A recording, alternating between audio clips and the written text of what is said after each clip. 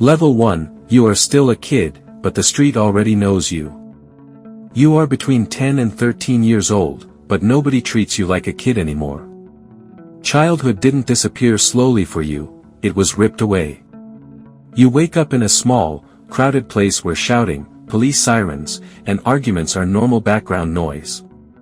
Your neighborhood isn't officially controlled by Barrio 18, but everyone knows they're here. You see them every day. You just pretend you don't. You walk to school sometimes. Other days, you don't. No one forces you. No one really checks. Teachers look tired, like they already know how this ends for kids like you. When you walk through the streets, you keep your eyes down, but you notice everything: the graffiti, the numbers scratched into walls, the way certain corners feel dangerous even in daylight. You don't belong to Barrio 18 yet. That's important. Right now, you're invisible, and that's the only thing keeping you alive. You hang around older kids who already have names in the neighborhood. They don't protect you, but standing near them makes people think twice. You learn early who to avoid: rival neighborhoods, random cops, drunk men with nothing to lose. Your life is small but tense. You run errands for family. You stay outside longer than you should. At night, you hear gunshots and learn not to ask questions. You know people who disappeared. You know people who died, even if adults don't say the word. There's no money. None. Sometimes there's food, sometimes not. You start understanding that respect matters more than kindness here. Weakness is noticed immediately. Fear is normal, but showing it is dangerous. Barrio 18 isn't recruiting you yet, but they're watching. They always are. Members pass by slowly, tattoos half visible, eyes cold. They don't talk to you, but you feel it when they look at you. You know what they represent: protection, power, and survival, at a cost you don't fully understand yet. Your enemies at this level aren't gangs. They're randomness and neglect. A wrong place at the wrong time can get you beaten or killed. Police won't save you. The gang won't protect you. You're alone. Your power is zero. Your status is nothing. Your distance from death is closer than it should ever be for someone your age. This level isn't about crime yet. It's about learning the rules of the street. And the street is already shaping you, whether you want it to or not. Level 2, you start being useful, and that's when the danger begins. You are 12 to 15 years old now, and something has changed. People know your face. Not your name yet, your face. That's how it starts. You're still not a full member, but you're no longer invisible.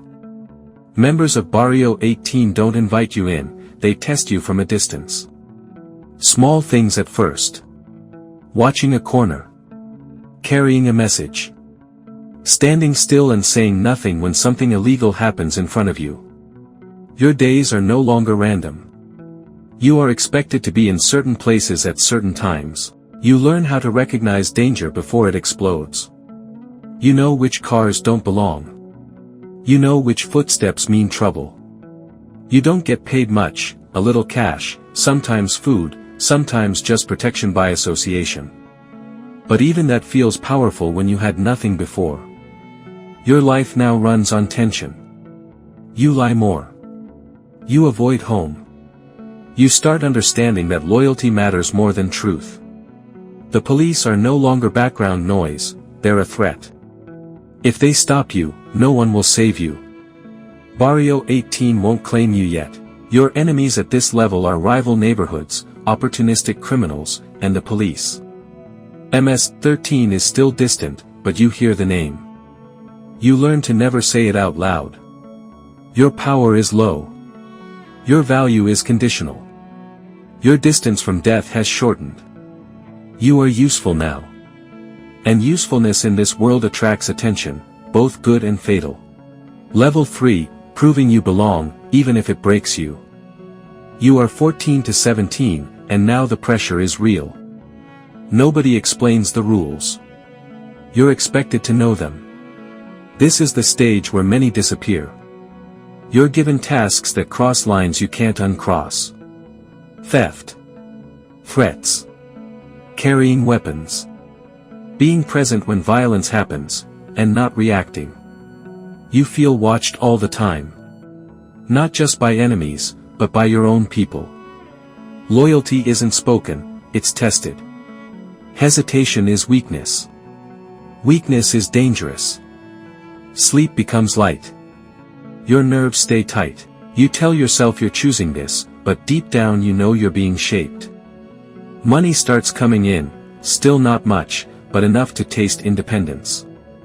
Respect follows you now, but it's sharp-edged. One mistake and it turns into punishment. Your enemies expand, MS-18, rival cliques, police units, and even members of your own group if they doubt you. Violence feels closer. More personal. Your power is fragile. Your freedom is shrinking. Your chance of survival depends on obedience. This level decides if you move forward, or vanish. Level 4, you are officially in, and there is no exit. You are 16 to 22, and now you belong to barrio 18. Officially. Your name carries weight in the neighborhood. Your body carries marks, tattoos, scars, tension. You don't just represent yourself anymore. Everything you do reflects the group. Your life is structured around crime. Extortion. Drug distribution. Intimidation. You don't ask why, you ask how fast. Money becomes steady, but dirty. Protection exists, but only as long as you're useful. Police pressure increases. So does gang rivalry. MS-18 is no longer a rumor, they're an active threat. Territory matters. Symbols matter.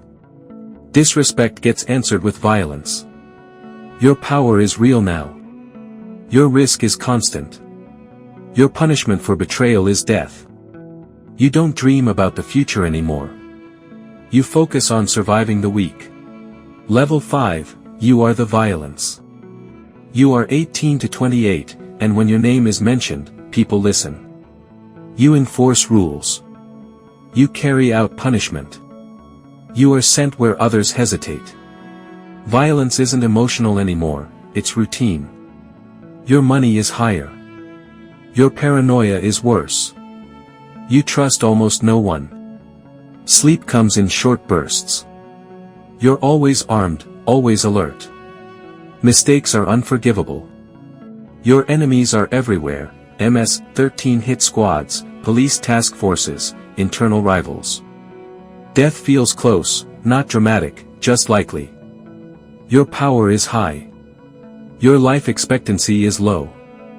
Your exit options are none. Level 6, you no longer run the streets, you control them. You are somewhere between 22 and 35 years old, and your life doesn't look like the street anymore, but it is built on it. You don't hang on corners. You don't chase anyone. You sit back and watch others move when you speak. People lower their voices around you. Not because they like you, but because they understand consequences now. Your days are about decisions. Who gets money? Who gets punished? Who gets removed? Violence still exists, but it's no longer personal, it's administrative. You don't pull the trigger unless something has gone very wrong. Someone else does that for you. If they fail, they disappear. You live guarded. You change routines. You don't sleep deeply.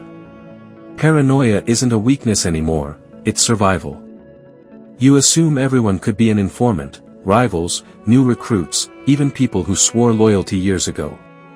Trust is short-term and transactional. Your enemies have evolved. MS-18 leadership wants you gone, not for emotion, but for territory. Police task forces know your name, even if they don't have enough to touch you yet. The danger now isn't sudden, it's slow, strategic, and patient. Money flows, but it doesn't feel like freedom. You can't leave the area. You can't disappear. Power has trapped you.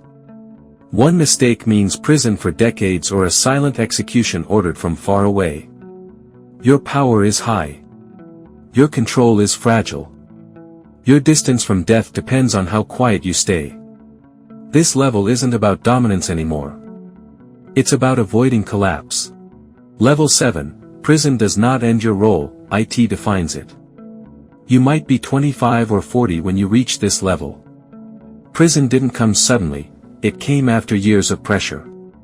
An informant. A mistake. Bad timing. Now the walls close in, but the game doesn't stop. Inside, your reputation arrives before you do. Tattoos speak louder than words. Your history decides whether you are respected or hunted. If you held power outside, you may still hold it here, but only if others believe you're still useful. Your days are rigid. Controlled. Violent in silence. Prison politics are constant. One wrong alliance, one missed signal, and you become a target. Violence is faster here, quieter, and more final. You still give orders, through visitors, letters, coded messages. Or you try to. Sometimes the outside listens. Sometimes it moves on without you. That's the real fear, becoming irrelevant. Your enemies are everywhere, rival gangs, internal factions, guards who look the other way. Death in prison isn't dramatic. It's sudden and unspoken. Your power depends on memory. Your safety depends on perception. Your future is shrinking. This level teaches you something brutal: control fades fast when freedom is gone. Level 8, survival, or what's left of it. Most people don't plan for this level. It just happens.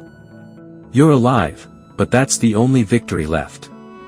You might be free after decades, or still locked away, or hiding under a different name. Either way, you are no longer what you were. Your body carries damage. Your mind does too. Sleep is broken. Trust is gone. You replay faces you lost. Mistakes you made. Orders you gave that can't be undone. The gang doesn't protect you anymore. New generations don't care about your past. Enemies remember you longer than allies do. You live quietly, not because you found peace, but because noise attracts death. You understand now how close you always were to dying. How many times luck, not strength, kept you alive. Power feels like a rumor from another life. Your power is gone. Your name means little. Your distance from death is still short, just slower now. This is the level no one brags about. The level where the story doesn't end loudly. It just fades.